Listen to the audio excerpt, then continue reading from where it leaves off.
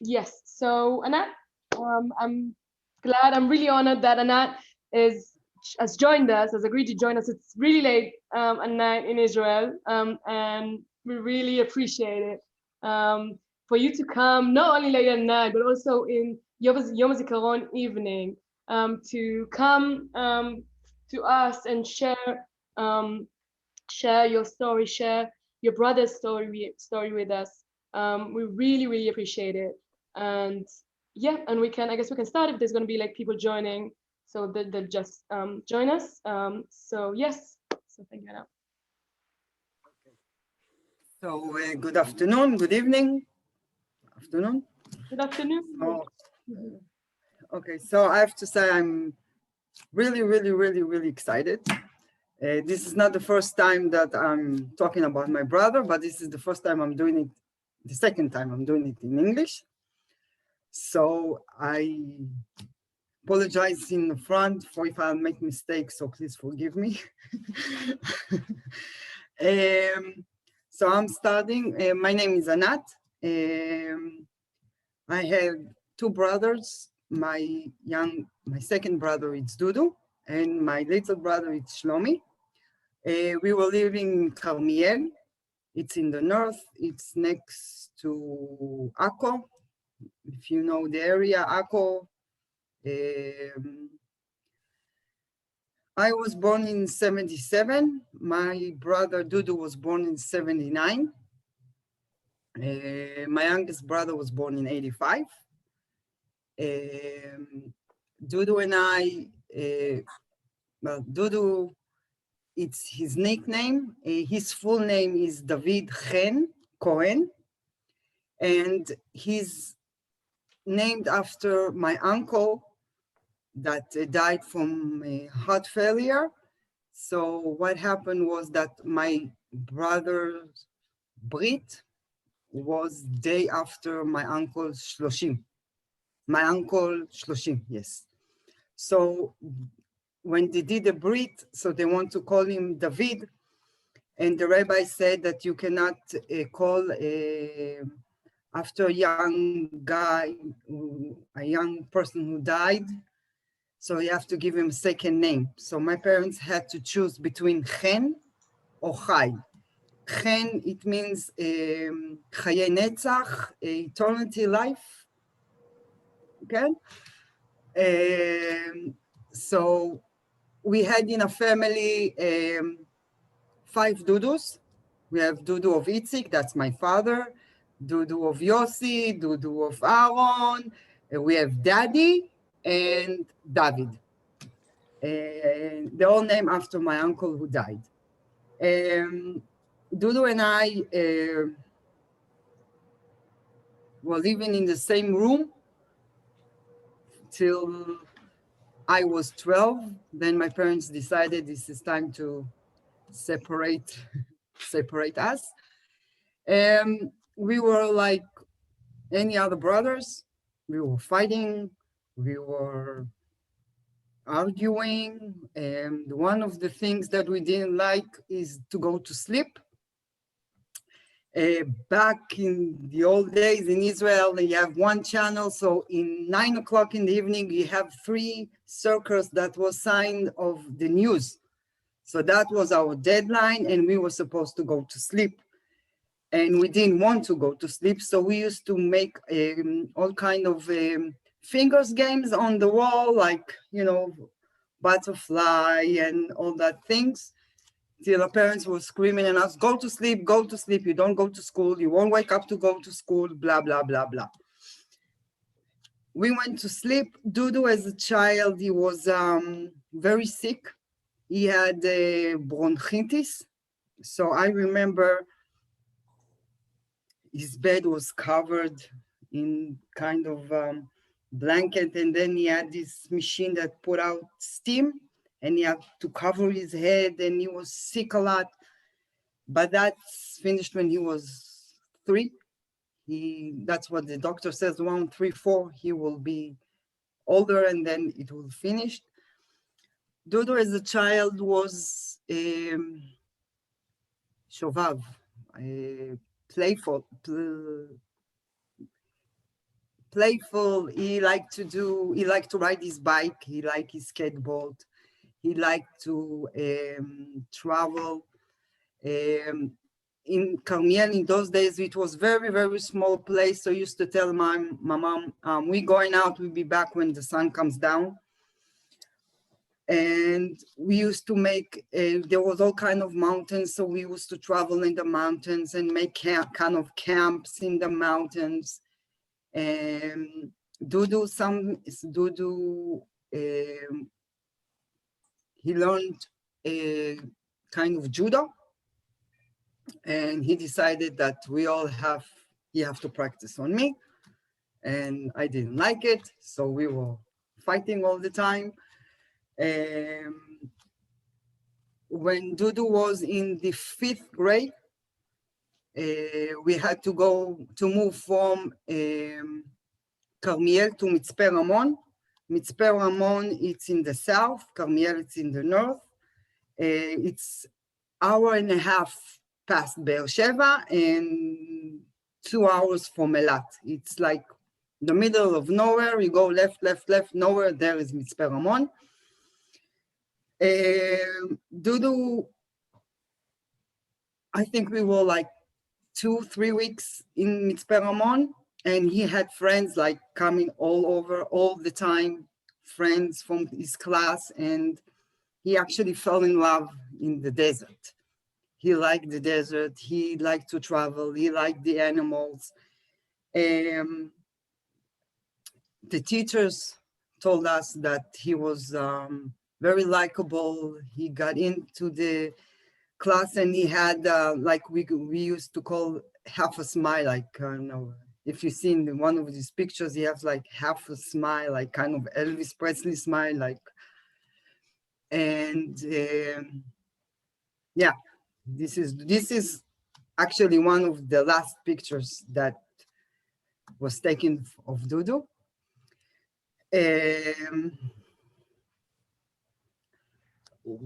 When Dudu finished and went to high school, one of the things that we had to do in school, it's volunteer to the community.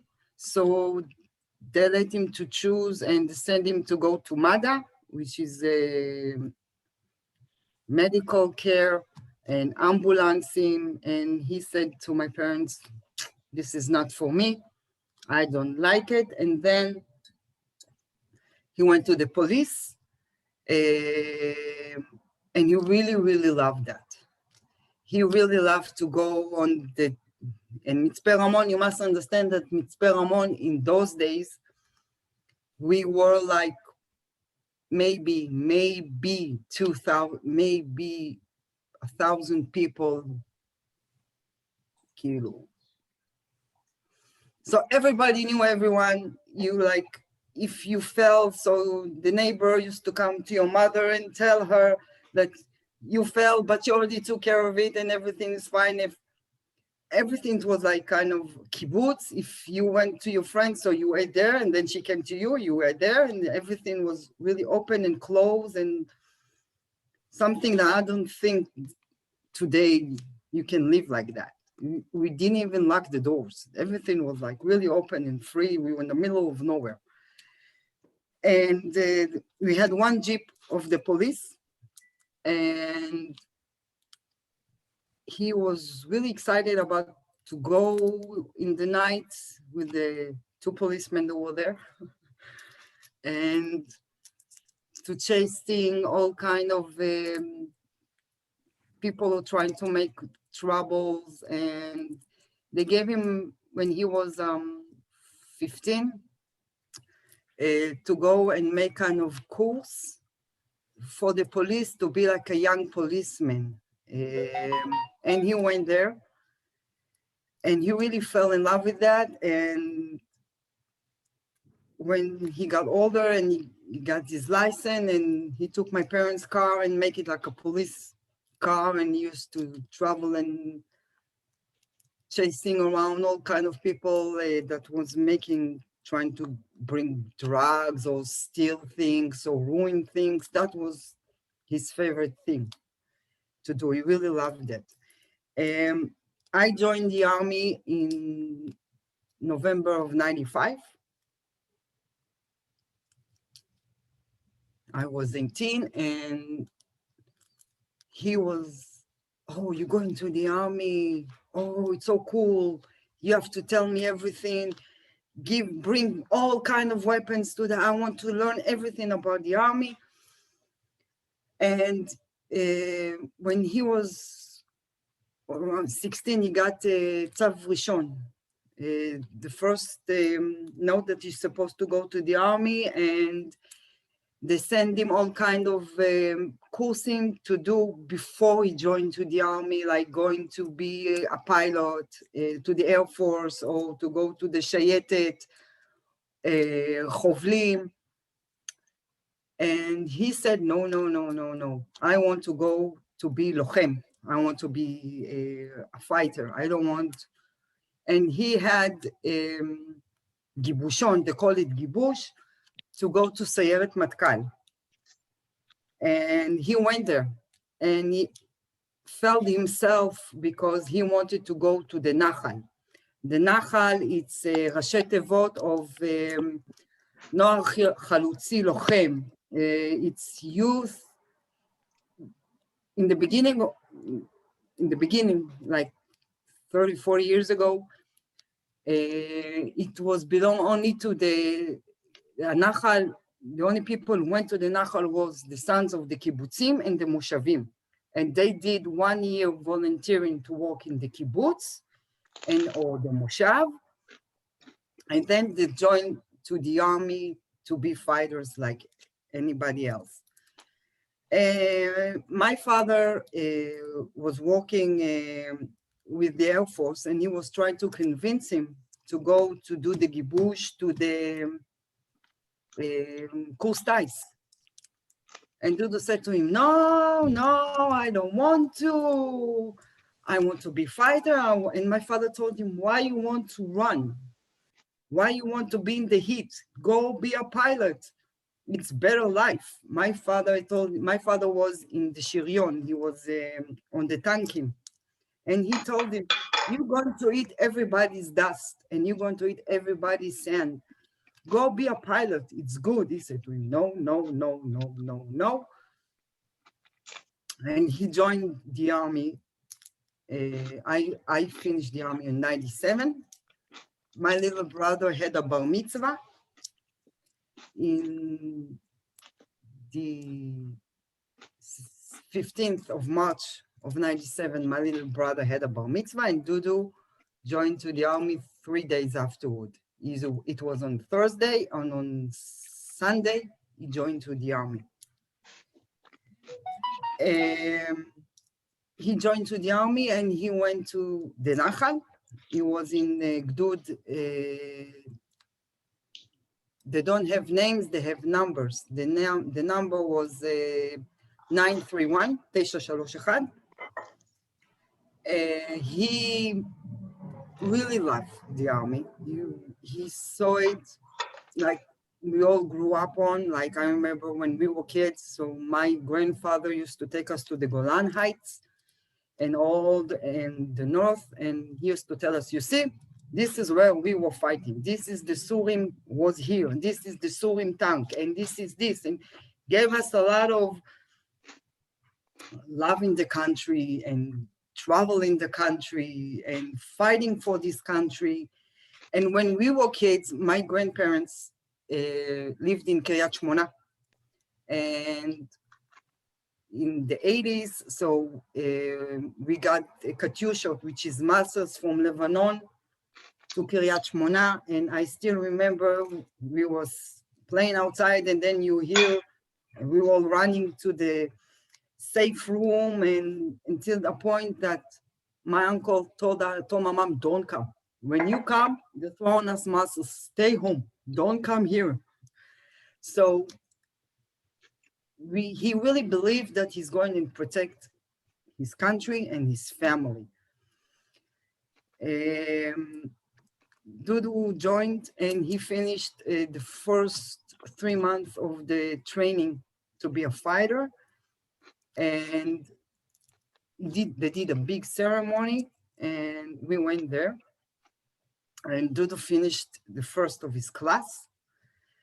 And his commander told my dad that Dudu is going to be like long time in the army. He's going to be the next Ramatkal, that's for sure. And when he finished, and they moved, after the second training, they offered him to go to be a Memkaf. Memkaf, it's Kita, רגע, שנייה. Kita, it's, you have the pluga, you have the gdud, which is around 400 people, and they, you divide them for like plugot. So you have plugot, and from the plugot, you have machlakot. And the machlakot, it's like, איך אני אסביר את זה? מסובך, הסתבכתי. כיתה, okay? It's a small, it's like, you have a commander and you have like 6 people, and then you have like 3 מפקדי כיתות, and they're making מחלקה, and on top of all those 3, they have an officer. And 3 officers, and then you have the Mempei, the commander of the officer, of the 3 officers. So Dudu said, no, I'm not going there. I've never been in any kind of activity. I was not in Kav. Kav, it's line to go to Lebanon, to go to the Shtachim, to go to Gaza. He said, I cannot be a commander if I didn't fight, if I've never been there. I don't know how it feels like. You what? I'm not going to walk today. Oh. I'm afraid. Al, could you mute people, because I think you're the host.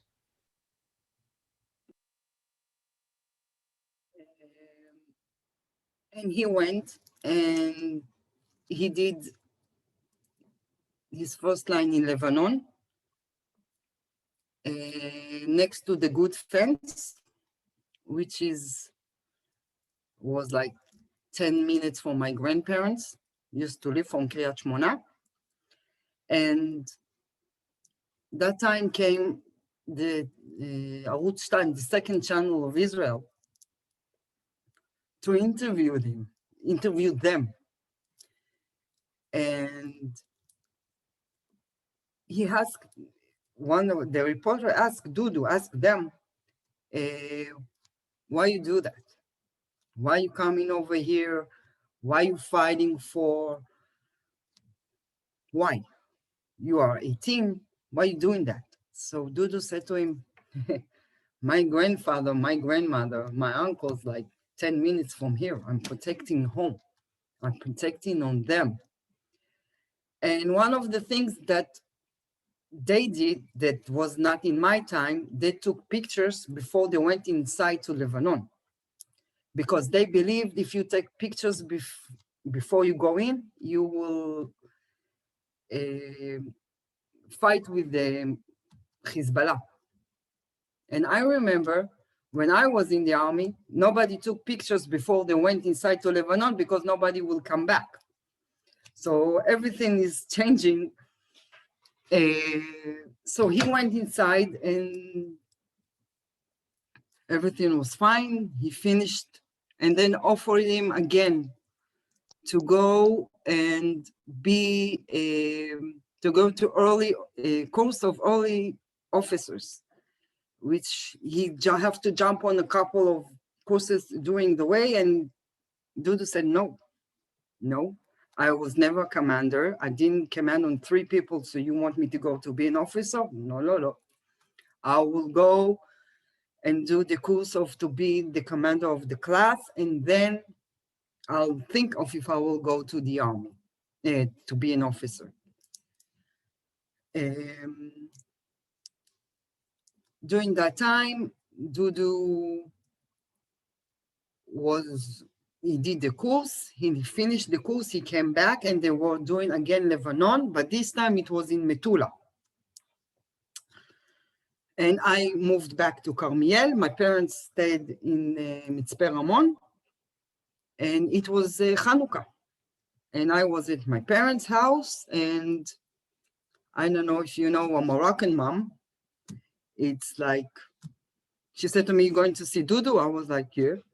He said, "I'm going to see him." So I will give you a few things that he likes to eat. It's not a few things. It was like full catering in my car. And I was not allowed to take anything because everything belongs to Dudu. So it was couscous and it was all kind of things that he liked. So I drove like 5 hours in the car with all the smell of my mom's food, and I'm not allowed to eat it because it's belonged to Dudu. And I was calling him and I was saying to him, "Dudu, do you want something more? Do you need something more?" He said to me, "Yes, if you can bring us cola." I was like, "Yeah, of course." My brother, Dudu was addicted to Coca-Cola. People get up in the morning, they brush their teeth, they take coffee. Dudu take his hands like this, take the Coca-Cola, good morning. He was like, Coca-Cola, Coca-Cola all day long. Even his friends tell him, if you wanted Coca-Cola, you went to Dudu. Dudu always had Coca-Cola. So of course, my mom, she said to me, "I will give him a few bottles." It was 2 boxes of 12 bottles. Like, and he said to me, "You know, it's Hanukkah. You can make us a sfinge." Sfinge, it's Moroccan sufganiyah. So I said, "Okay, I'll make you sfinge." And he said, "And if you can give me like a box or 2 of cigarettes." I was like, "Yeah, I know. So I'll make the sfinge." So you don't make like 5 sphinx, you give it to the whole. So I made like something around 150 sphinxes. And the last one exploded in my face. And I looked like a person came and just hit me in the face. I had blues here and blues here. And so I made it. And then the next day I went to Metula to give him the catering and the sphinxing and everything. And as I'm going through the driveway, one of his commanders stopped me. His name is Arye. And he said to me, "Hey, where do you think you're going?" I was like, "I'm going to see Dudu." He said to me, "You cannot move till you give us a sufganiyah." I was like, "No, I will give it to Dudu. And then Dudu, if he wants, he will give it to you." He said to me, "You know that I'm deciding if Dudu's coming to see you or not." I was like, yeah.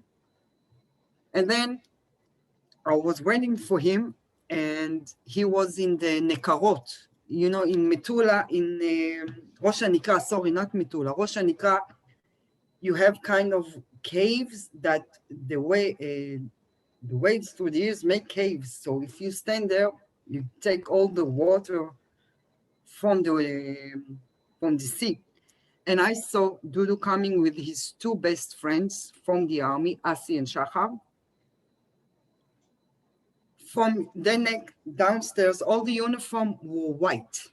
And I was looking at him, looking at 3 of them. I was like, "What happened to you?" And they said, "Oh, we made a bet to see who can stand in front of the wave who's breaking and not falling down." And I was like, "What you were betting about?" And he said to me, "Oh, Coca-Cola. Coca-Cola and shawarma." That was like the top. So they went the change, and Asi and Shachar was looking at me, kind of looking. They were talking and they have looking at each other. And I was like, "Look, nobody hit me. Nobody did nothing to me." And Asi told me, "If somebody did something to you, you tell us. All of us will come and we'll take care of him." I was like, "It's your sufganiyot. That's what make it."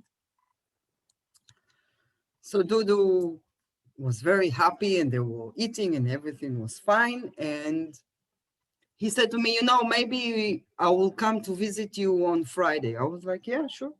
Come. My house, your house, come." He said to me, "Yeah, maybe I will bring maybe a friend." I was like, Yeah, sure, whatever. Bring. Friday comes. Somebody knocking my door at 7 o'clock in the morning, and I was sleeping because 7 o'clock in the morning, you're student, you have nothing to be awake at 7 o'clock in the morning. I'm opening the door, and I'm seeing 8 soldiers standing at my doorway. I was like, Dudu, you said 1 friend, maybe 2. 8. What are we going to do? Kiru, I don't have no food, no place, nobody to sleep. He said me everything will be fine. Yeah, everything was fine. They all sleeping. They all, we find a way to sleep. Some in the living room, some this, some this. We make food, and then he said to me, "Can I take your car?" I was like, "Yes, you can take my car, but hey, this is my car.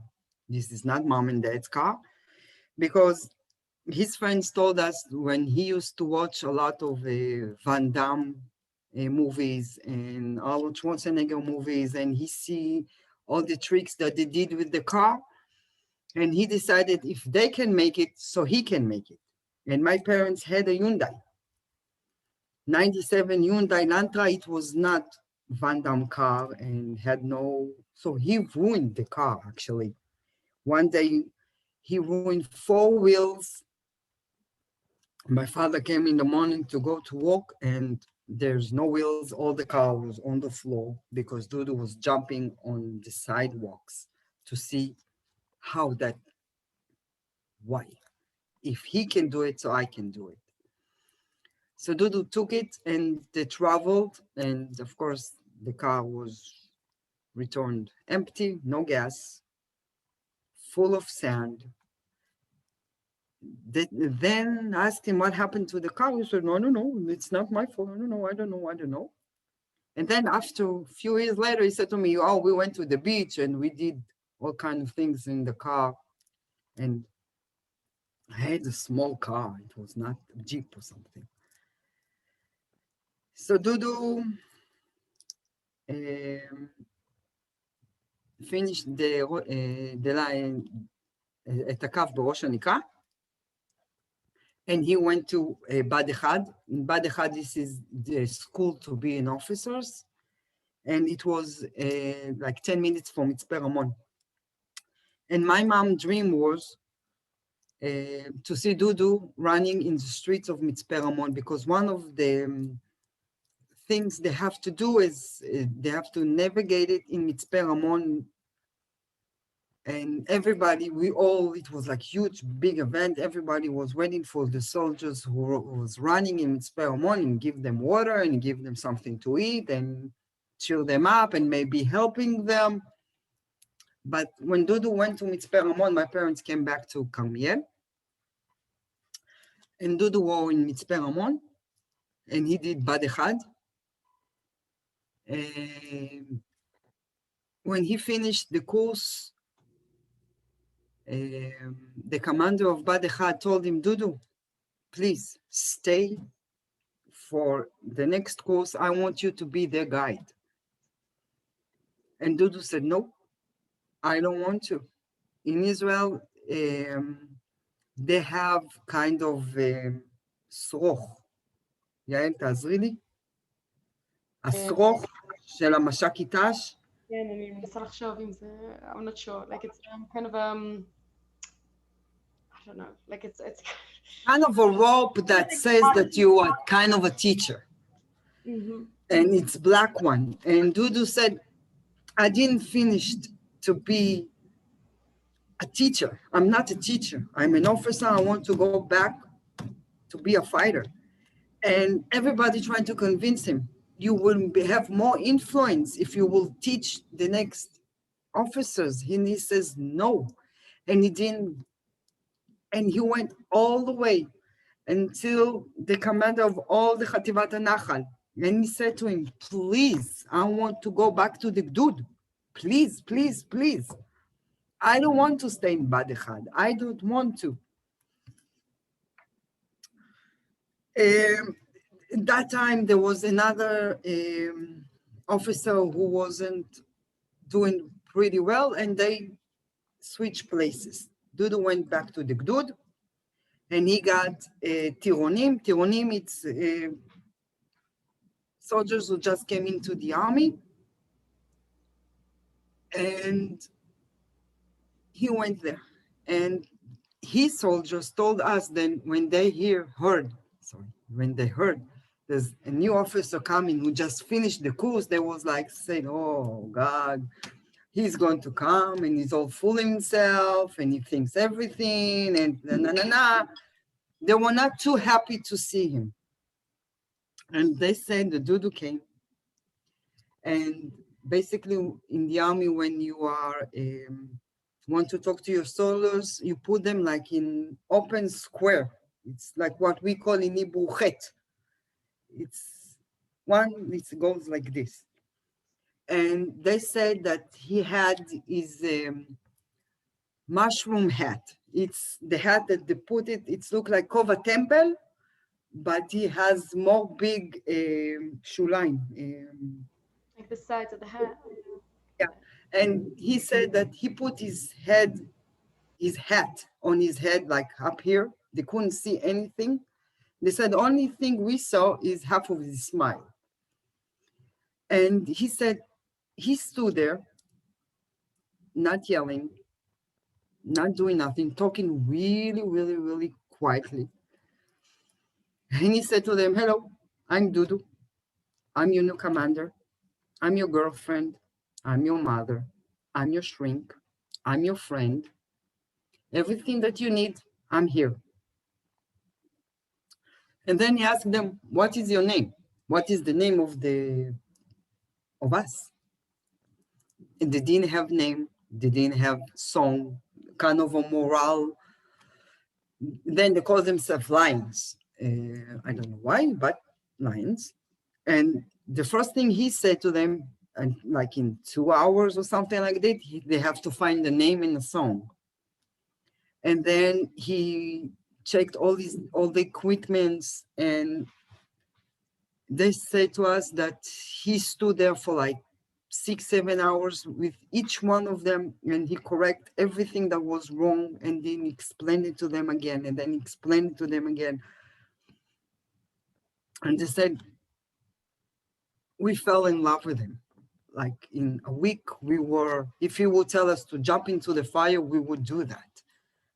Because he was really quiet, he was really peaceful, and he was everything that they needed.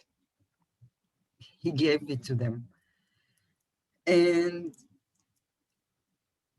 then it was around September in 2000,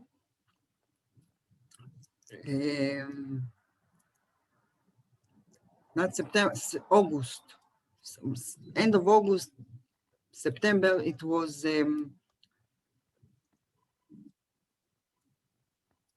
there was a case in Kever Rachel that one of our soldiers was wounded and nobody came to rescue him. They went to the Palestinians to take him out.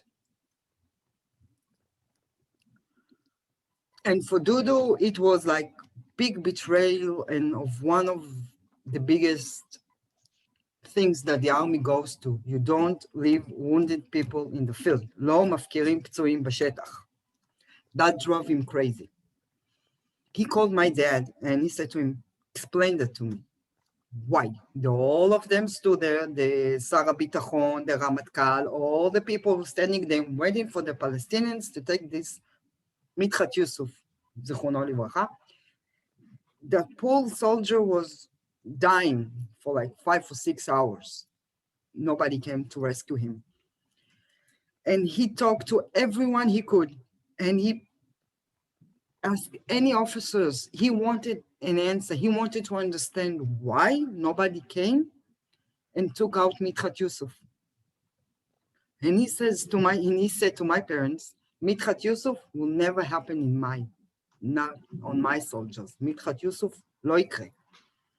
And I still remember him goes in my parents' house on the stairs, like he was not going, he was like kind of jumping. going up and down, going up and down, going up and down. He says to my dad, please explain it to me. Please explain it to me. You work in the army. You've been in wars. You're more older than me. Please explain it to me. What the logical, the common sense, ההיגיון that. And he was, the last time he was home, it was in Sukkot. And then the second Intifada began, and Carmiel is surrounded by Israeli Arabs villages. And we have one road from connecting us.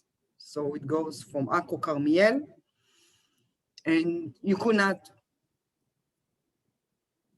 go on that road because it was full of stones and all kinds of things. Actually, we were lucky enough in Carmiel because nobody left. And then, I'm sorry, excuse me.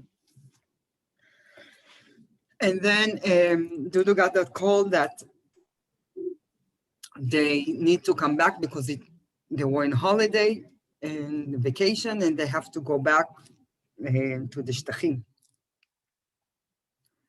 And my dad said to him, okay, Dudu, there will be a bus, there will be something be more protected than our car, and now that will take you to Haifa. And he said to him, no, Dad, I'm the officer. I'm the first one who needs to be there.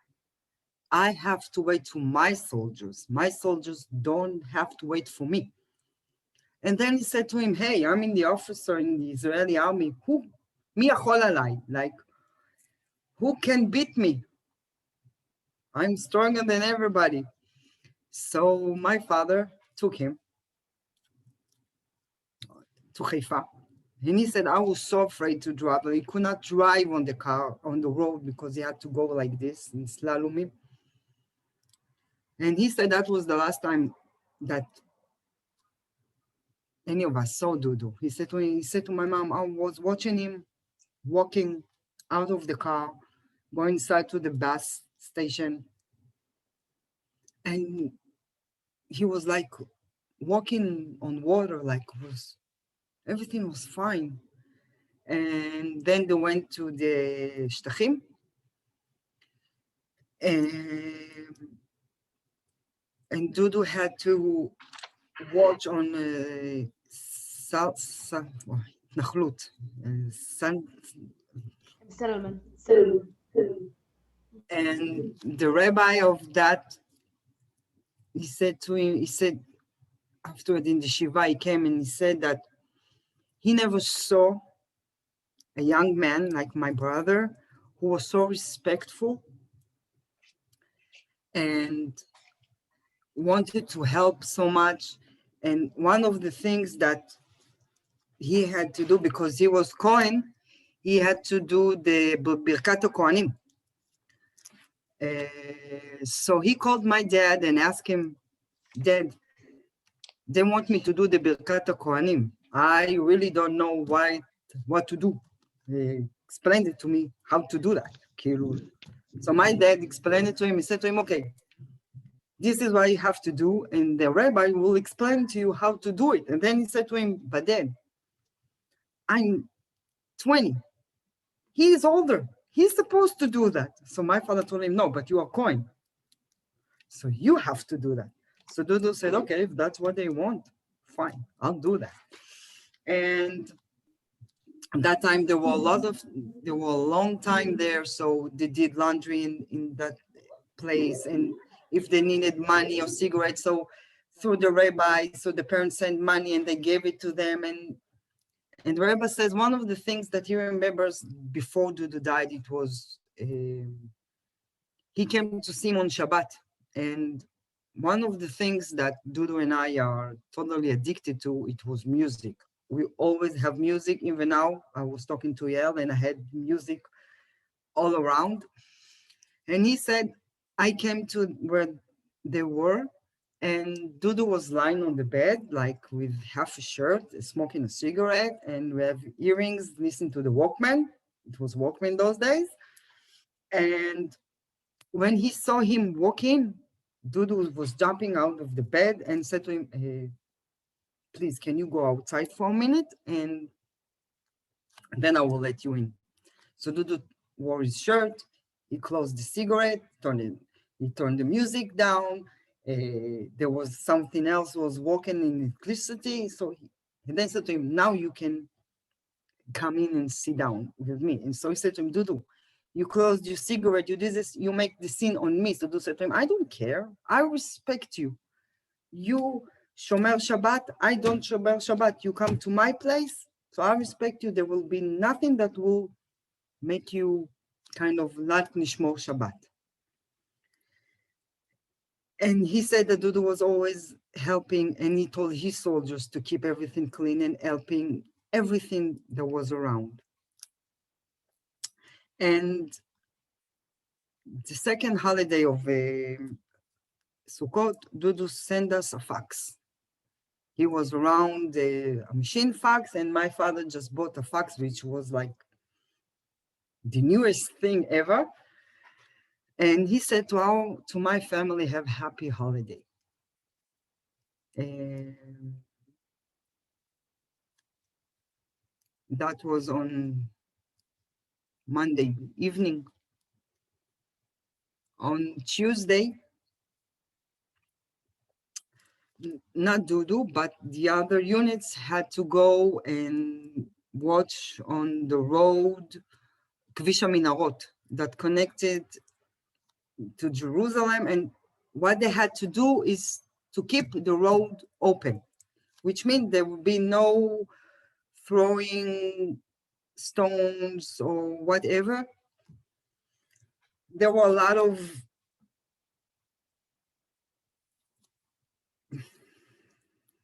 bgamim.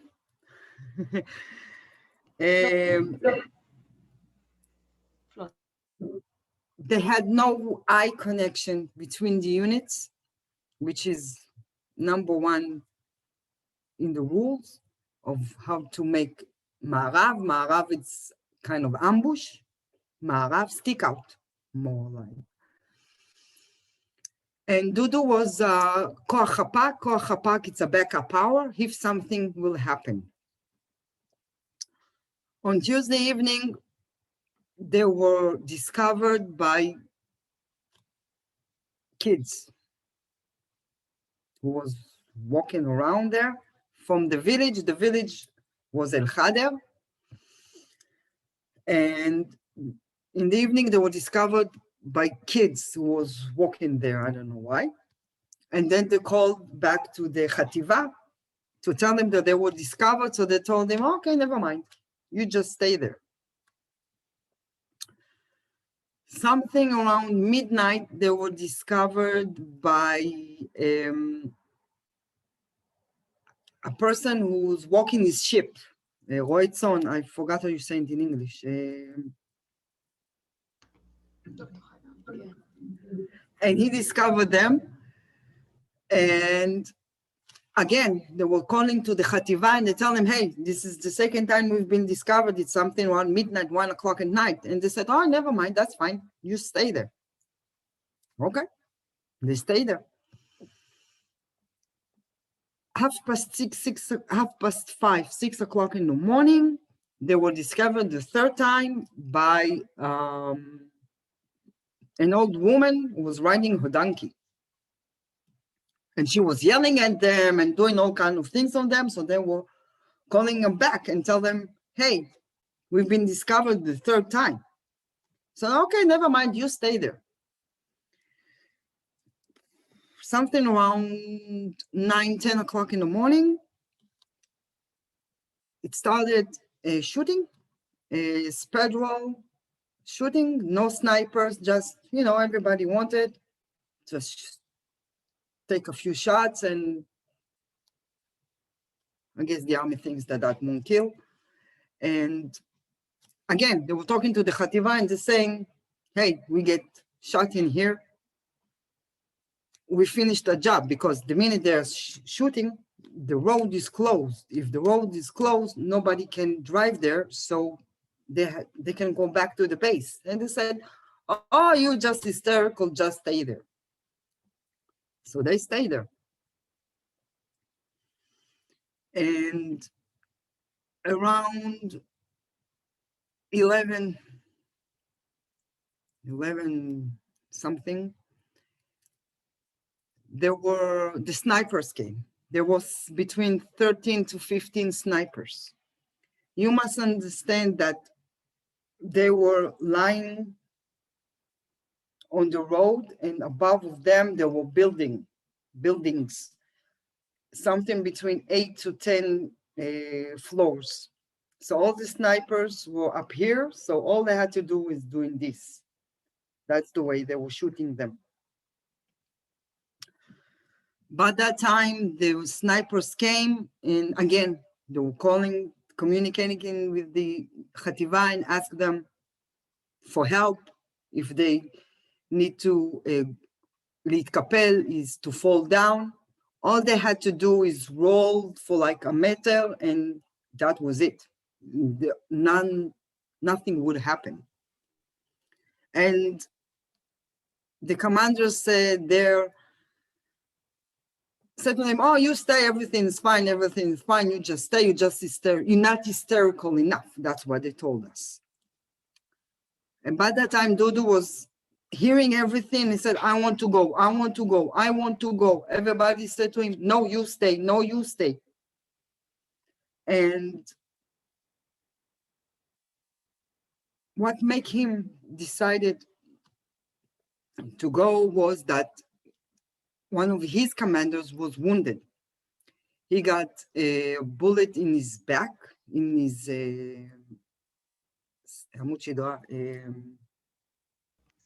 back until this day. The bullet is in spine.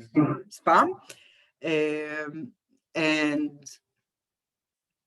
there was another soldier who died that day, Shlomo Adishena. He got a bullet in his head, and Shlomo Adishena was a soldier who came from Nigeria. He was Chayal Boded, and Dudu saw him all the time staying in Shabbatot in the base. And he asked him, hey, why don't you go home? He said to him, I don't have a home. I don't have nowhere to go. I have Bet Chayal. And so Dudu said to him, seriously? So he started to walk, and then he found a kibbutz that was willing to adopt him. And inside of the kibbutz, there's a family who actually adopted him. And he was living there for like two years. And Shlomo, everybody thought he was wounded, but nobody could check him because every move that they make, they got a bullet. Everybody told us they moved the hand, they got a bullet. Dudu says, I don't care. Mitchat Yusuf will not happen to me, not on my soldiers. So he jumped, and they came to the Erwa. And one of his soldiers, Sani, said, Dudu looked at us. We were like very nervous and ta-ta-ta-ta. He said that Dudu was looking at us with a cigarette in his mouth, with half of his smile. And he said to him, Sani, everything's fine. You go open the Emda station here. Michael, you go over there, and you try to make the fire from Nimshoch, to draw the fire on you. And Dudu crawled into Azala, which he was the highest commander there. That time he got one bullet in his leg and another one in his back. And they were talking. And they said every move that Dudu do, every time that he moved his hand, they saw the bullet. And they were talking, and then he went out again and he rearranged them. And by the time another officer came, and he was the commander of Dudu, and because Dudu went inside to the fire, he decided to go with Dudu. And they went to see Shlomo Adishena to help him, to take him out. And Shlomo Adishena was lying on kind of a rock, and it was in down the hill. And Dudu, I don't know if you see it in the pictures, he was really tall, but very, very, very, very slim. We really, really slim. And Dudu was trying to take him from his column, and so it was the other commander was trying to push him from his legs, and he couldn't. And then he stood on kind of his feet, and he asked for scissors from the chovesh, from the paramedic. And in that moment, he probably moved his head a little bit too high, and he got a shot from the sniper on his neck, and he died. That happens on Wednesday. Dudu died around 12:30 in the noon. At that point, my mom and I was in hospital. I had to do some surgery. It was something no big deal. And we were sitting in the waiting room, and we see on TV the evacuation of Dudu. Then everybody came, and pilots and tanks, and my mom was sitting next to me, and she said to me, Anat, maybe Dudu is there. I was like, Ima, be'emet. I was like, Mom, come on. Dudu is watching on Bet Knesset. He's not there. And he was there. Actually, I sat there and I saw them taking him. And I remember I was calling him, and I said to him, hey, Dudu, do you want to come home? Tell your commander they have to do this big surgery and blah, blah, blah. And he didn't answer. And I said to my mom, you see, this is your son. Because Dudu was my mom's son. He was like my mom's son. Everything Dudu wanted, he got it. Everything, no matter what. She could never be mad at him. Even if he did the worst thing ever, like one day by mistake, they were playing football and they broke the window because, and my mom was like, and he said to her, Ima, I'm sorry. She said to him, okay, don't do that again. She would take my head off, but she always kind of giving up on him. Everything he wanted, everything Dudu was coming home, she was like doing special cookies that took me like 16 years, asking the recipe from her to do them. She forgot all kinds of things she used to cook after Dudu died. And when they came to tell us, so my little brother was home alone. He was 15. And I was in the hospital, and I remember sitting all happy, laughing with people, smoking cigarettes, everything is fine.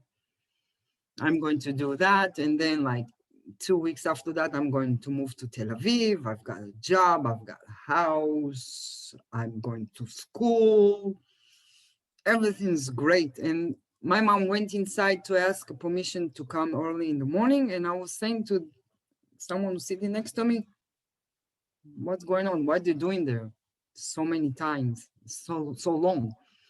And then one of the nurses came and said to me, Anna, the doctor wants to talk to you. I remember that. I remember that. I remember her face. I remember every word I was saying. She said to me, Anna, the doctor wants to see you. And I was like, really? I just lit the cigarette. Can I finish the cigarette? And she said to me, yeah. And I remember looking at her, and her eyes were full of tears. And she turned around and she left. And everybody said to me, hey, you VIP, you got special treatment, ta-ta-ti, ta-ta-ta. And then she came after a couple of minutes. We went inside, and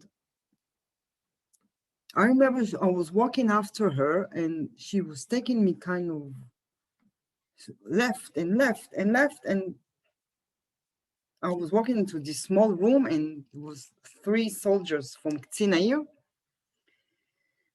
And that point I understood what it means that you miss a bit of your heart, because I stopped breathe. I took one step and the nurse was behind me. And the minute I saw the 3 soldiers, I asked them, what happened to Dudu? If he's alive, where is he? And they said to me, I don't know, I don't know, I don't know, I don't know. All I know, the Dudu is dead. I was start to crying. And I said to him, okay, where's my mom? My mom was sitting in the corner with her bag was on the lap, and I was looking at her and she was doing to me this. She wasn't talking. She didn't move. She was kind of shocked. And I began to cry, and then I was looking at my mom, and I was looking at her, and I was like, I was 22, like 2 minutes before 23. And I really, really wanted my mom to tell me what to do. And she didn't move. She was frozen. And then the doctor said to me, oh, I will give you this shot. And I said to him, you take this shot and can give it to your mom. You leave me alone. I want to smoke a cigarette. And he said to me, you're not going to smoke a cigarette. I said to him, I don't asking you, I want to smoke a cigarette now. And he said to me, you don't. You want to smoke, you smoke it here, because I was on the 3rd floor in the hospital, and I don't know why they thought I'm going to jump. And then we had to go home. And he said to me, okay, do you have a family? You have to tell them. I was looking at my mom, and they were talking to her, and she was not responsive at all. She was like, she was walking, and she smoked a cigarette, but nothing more. And I had to call I told him I have an uncle that is an officer. He said to me, great, tell us where he lives, and we send them an officer over there, and he will tell them. And I had to call my mother's brother to tell him that my brother has died. And I remember coming from the hospital, and it was full of newspapers, reporters, and ambulance, and all kinds of things. And I was looking for my father. I was seeing my father sitting on the sofa cries. And that was the first time ever I saw my father crying. And I was looking at my mom. And then I realized that I lost my brother, but I also lost my family. I was the parent of my parents, actually, because I'm not blaming, I don't want to make it sound like I'm blaming them on something, but brothers of Achim Shakulim, we have like double loss. We're losing our brothers, and then we're losing our family as we know her, because my family never returned what it was before, never.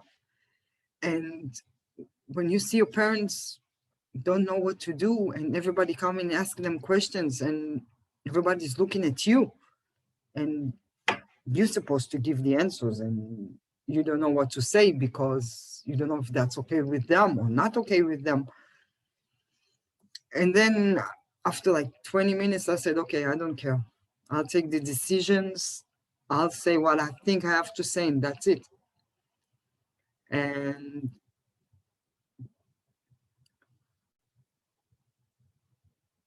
after that, Dudu died on Wednesday. On Thursday, it was the funeral. And I stopped to cry in front of people on Thursday evening. That was the last time ever I cried in front of people, because you need to be strong, and because people that day was thinking, I remember one of the worst thing somebody ever told me was like, your brother died, so in 9 months from now, you will bring your parents a baby. I was looking at him and I was like, huh? As a baby? What are you talking about? Kilo, what do you want from me? Leave me alone. I thought when my brother died, then the world will stop turning around. That was my feeling. And I discovered that no. And for a long, long time, for like 8 years, I never told, and didn't tell anyone that I lost my brother, that I'm a Chot Shakula, because I didn't want everybody's pity. Like everybody coming to you and said, oh, be strong for your parents. Oh, be strong for this. So I didn't say to people, like if I go to school, I have to do all kind of things. So I told him I've got to take a day off or something like that. And I built the walls, big, big walls. I didn't let nobody in for a long, long time. It took me like 20 years to take these walls off. I stopped my life for 2 years and I gave up on everything that was planned. I stayed in my parents' house. I took care of them. I remember the beginning was I decided I will not let my family fall. If it was like after a month and a half, it was Hanukkah. So I went over and I bought sufganiyot because we need to keep on living. And my parents, until this day, are mad at me on the way I see the grief. I don't do it like them. If I want to make hantzachot, which I did, that people will know and remember my brother, I was not doing it in sad. I was doing it like in happy thing. Like I did in evenings for the soldiers of his units with music and have fun, and because that's the way I think. That's the way I remember my brother. My brother was a person full of life and he liked to drink. He liked to drink beer and he liked to eat hamburger and that was him. And my parents for a long, long time, many years, they were mad at me that I don't do it like them. And I don't do a lot of things like other people. Actually, my walls began to fall down after I gave birth to my son. My son is 5 years old, 5.5. And he's named after Dudu. But I always say that I will not call my son David. I took his letters and I make a name. My son name is Dolev. It's a big tree, strong big tree. And one of the things that I had to change my last name, I changed my last name to Chen. Chen, it's Dudu's middle name. And this is the way that אני מנציחה אותו.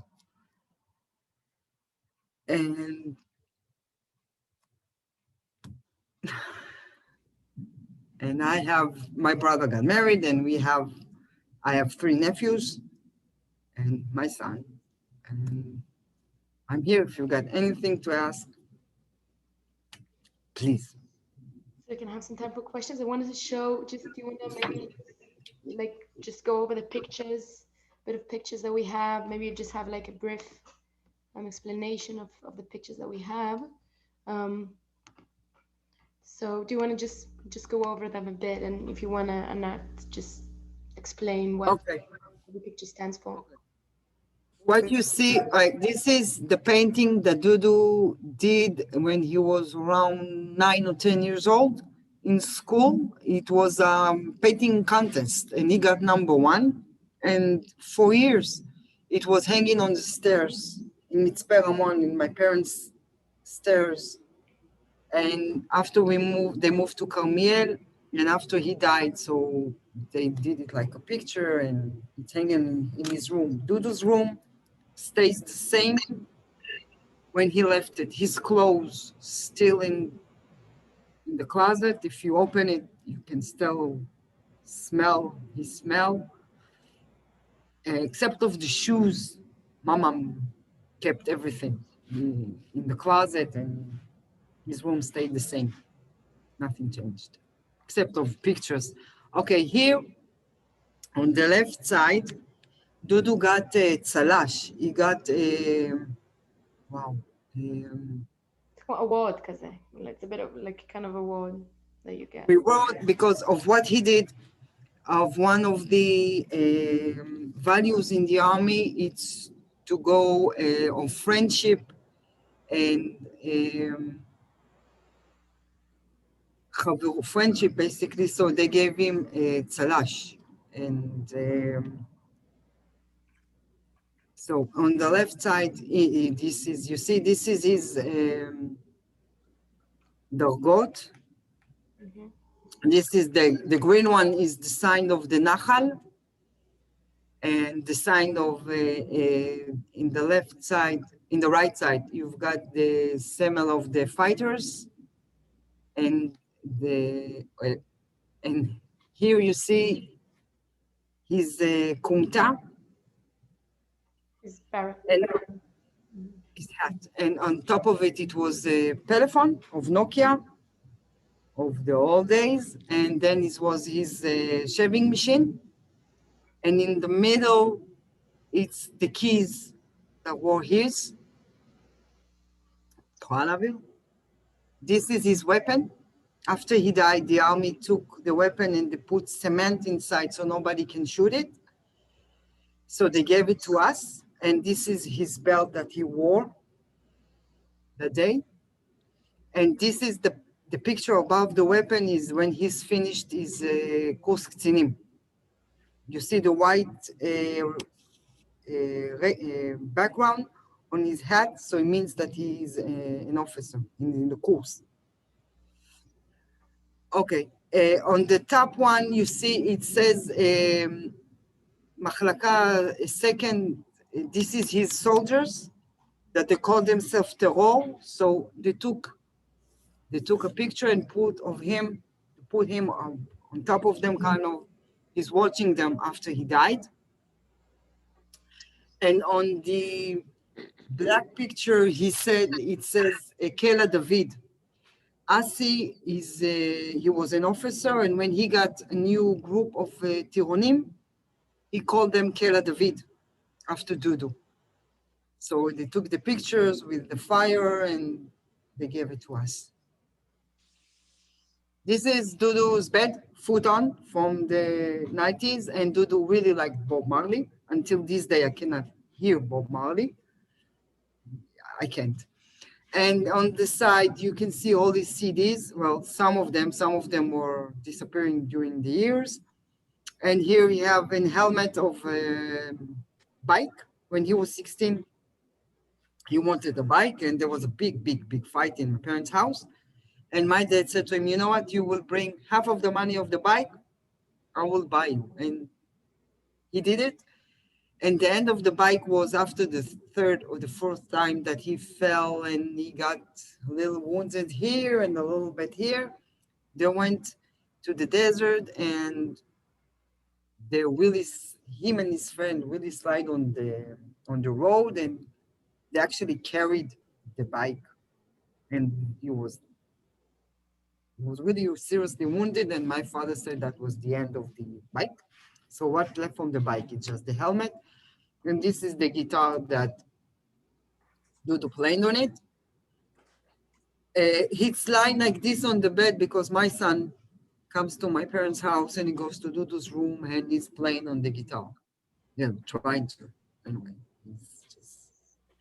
and this is words that his soldiers wrote to Dudu after he died. And they said, I will translate it.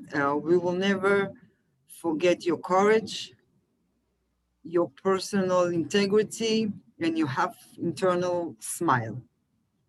You came to us in the middle, and you really quickly conquered our hearts.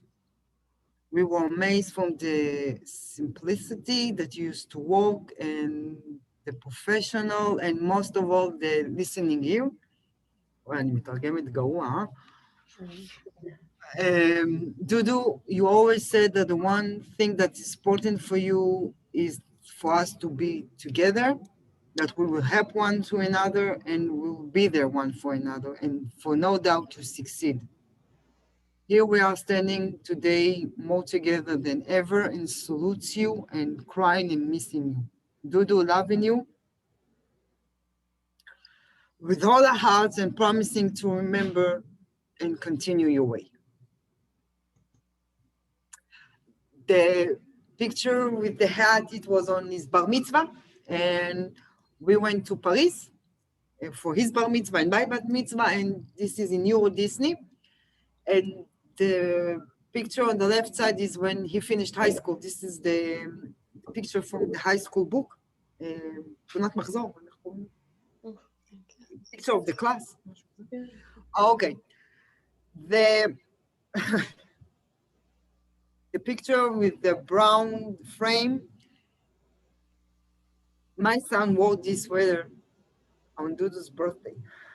That sweater, the brown sweater, my mom knitted, and she kept it all these years.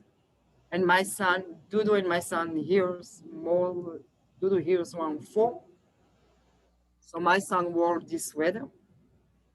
And the blue pictures, it's something around when he was 7, 8 years old. This is from the army, and when he was Tiron, you can see this, he got the big long M16. So basically Tironim gets that. This is the Tziyun, this is the reward that we got after he died from the Aluf for what he did. It says, just tell all the stories and the date and everything. This is pictures before Dudu joined to the army. He had like 3 months, sorry, a break between school and go to the army. And the one we see the sunset, this is one of the beautiful sunsets in Mitzpe Ramon.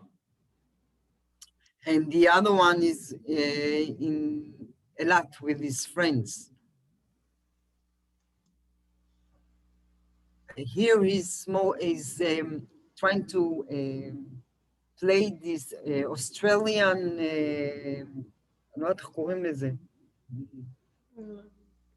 and on the other side, you can see Dudu was in the army and he did earring on his belly button. And he came to me and said to me, Anat, you don't know what I did. Don't tell mom. I said, no, I didn't tell them you were smoking. What do you want? He said, look, and he had a little bit infection. He said, what am I going to do? And I was like, put on it stimulation and it will be fine. So he took a picture of that. And then my mom said to me, did you know about that? And I was like, yes, you did.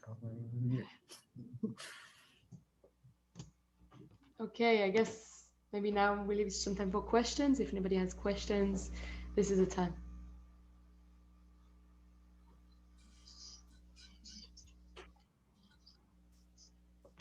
You can either like unmute yourself, or if you want to write in the chat.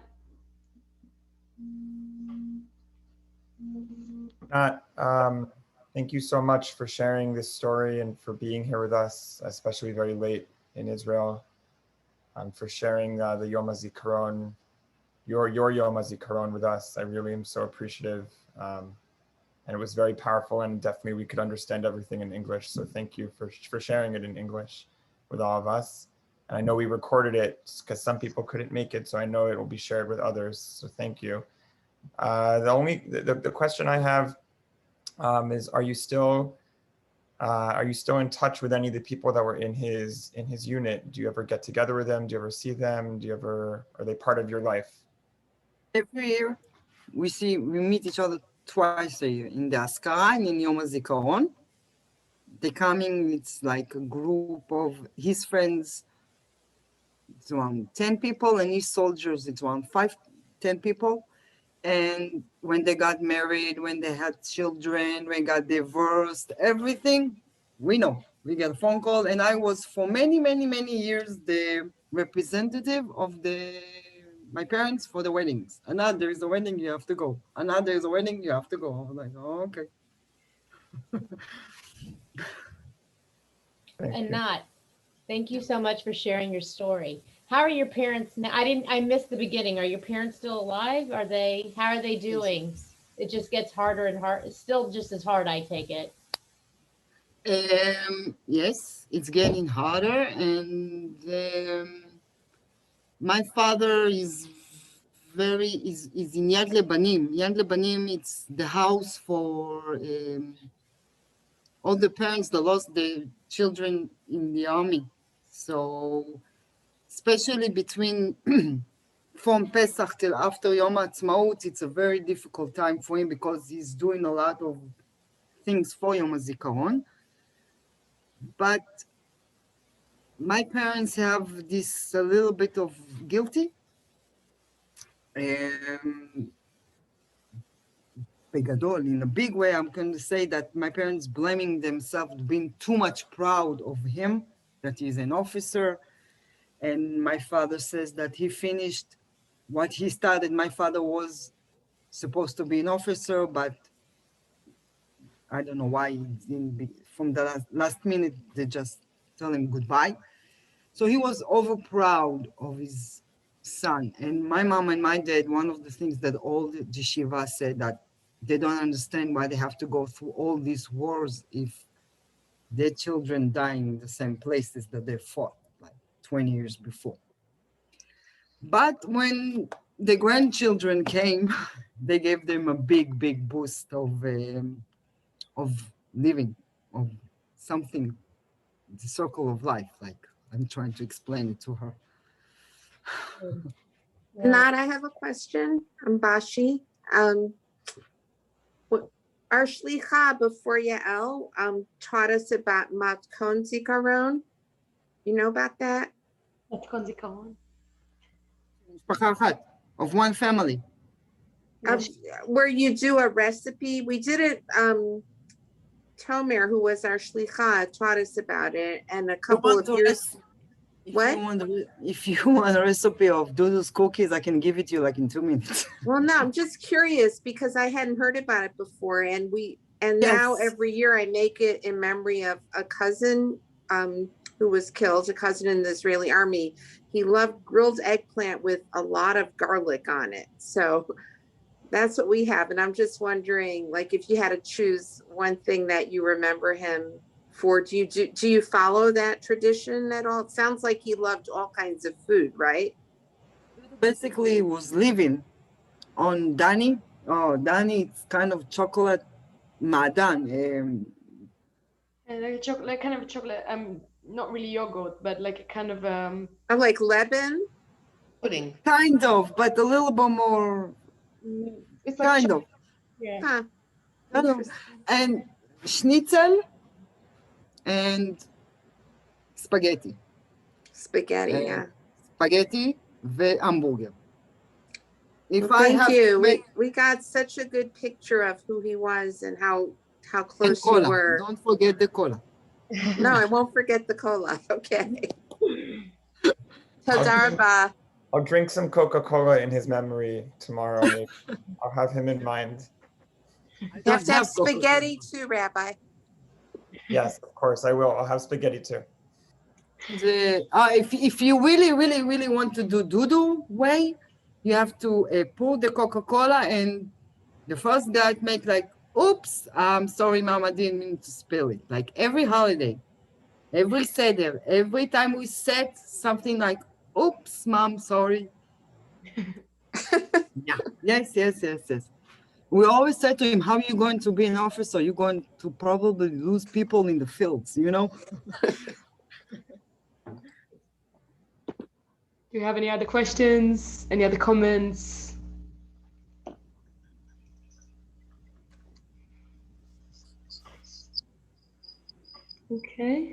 Um, yes, so I guess we can just say a big thank you, Anat. It has been Toda rabah. Toda rabah. yes, thank you so much. It's been a really great opportunity for us to hear David's story, Duda's story, and to kind of, to hear it from you. It's been a big opportunity, and like especially, in this time. So thank you so much for coming and sharing Duda's story. And yeah, Toda rabah, Anat. Yeah, What a thank you. story. We appreciate you sharing your story and your brother. Mhm. Thank you listening. Thank you so Okay. much. להתראות. להתראות. תודה, יעל. לילה טוב. לילה טוב. Lilac.